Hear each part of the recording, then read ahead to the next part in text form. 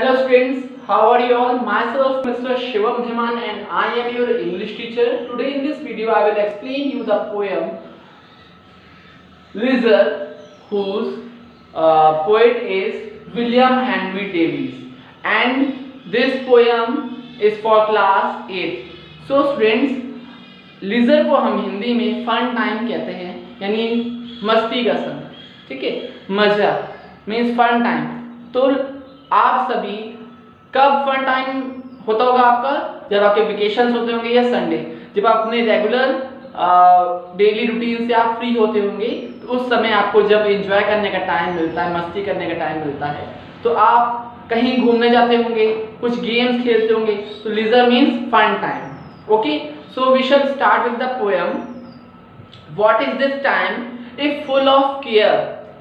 वह समय ही क्या जब आप अपने आप पर केयर न कर पाए, अपना ध्यान न रख पाए। We have no time to stand and stare. हम दो पल रुक करके हम अपने वातावरण, अपनी सराउंडिंग को देख भी न सके, अपनी बिजी रूटीन से इतना फ्री न हो पाए कि हम अपने आसपास के वातावरण को कुछ पल के लिए देख पाए। No time to stand beneath the boughs and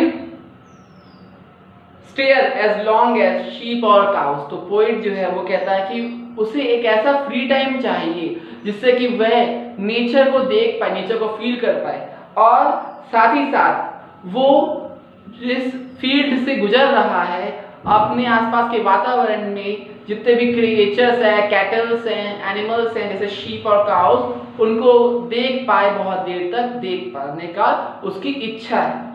no time to see when woods we pass where squirrels hide their nuts in grass. तो वो कहता है जब वह अपनी यात्रा में जाता है और रास्ते में जब जंगल आते हैं, वुड्स मीन्स जंगल आते हैं, तो उन जंगलों से गुजरते हुए वह रुक करके क्या करना चाहता है?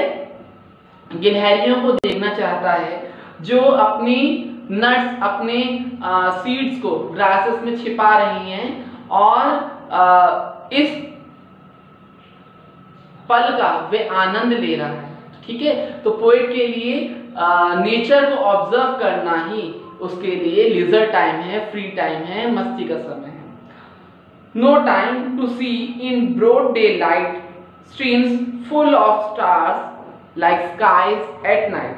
तो वह कहता है कि उसके पास इतना भी समय नहीं है कि वह तेज धूप में, मतलब दोपहर के समय, जब बहती हुई जलधारा को देख सके, जो कैसी लग रही है? जगमगा रही, सूर्य किरणों से जगमगा रही है, ग्लिटरिंग कर रही है, जैसे कि रात में तारे चमकते हैं।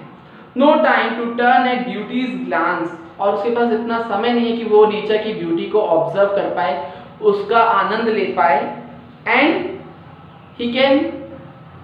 he wanted to enjoy the rhythm, the song of the nature that made his feet to dance and feel sensational. No time to wait till her mouth can and this that smile her eyes begin. तो उसके पास कहता है कि उसकी दैनिक दिनचर्या से इतना busy schedule के कारण वो फ्री नहीं है जिससे कि वह अपने चेहरे पर वो मुस्कान ला सके जो उसकी आंखों से झलकनी चाहिए, और वो इस खुशी का पल जीना चाहता है। A poor life this is if full of care we have no time to stand and care. तो पोएट कहता है कि आज के ज़माने में जो लोग हैं वो अपनी दैनिक दिनचर्या से इतने बिजी हो चुके हैं, इतने व्यस्त हो चुके हैं कि उनके पास अपने लिए ही फ्री टाइम नहीं है, अपने आप को वो फ्री टाइम दे पा रहे हैं, लीजर नहीं कर पा रहे हैं, मज़ा नहीं कर पा रहे हैं, फ्री ऑफ मीन्स वरीज नहीं हो पा रहे हैं, जिसके कारण वे हमेशा प्रॉब्लम्स में रहते हैं, उनके अंदर चिड़चिड़ापन रहता है। तो पोएट कहता है कि हमें भी कुछ दैनिक दिनचर्या से हमें अपने आप को कुछ समय देना चाहिए जिससे कि हम अपने नेचर से कुछ सीख सके, कुछ पा सके, अपने नेचुरल सराउंडिंग से कुछ लीजर टाइम निकाल सके और एंजॉय कर सके। So the poet of this poem was William Henry Davis, who is passing a message to the readers so that they can enjoy the beauties of nature, by having a leisure time after their work.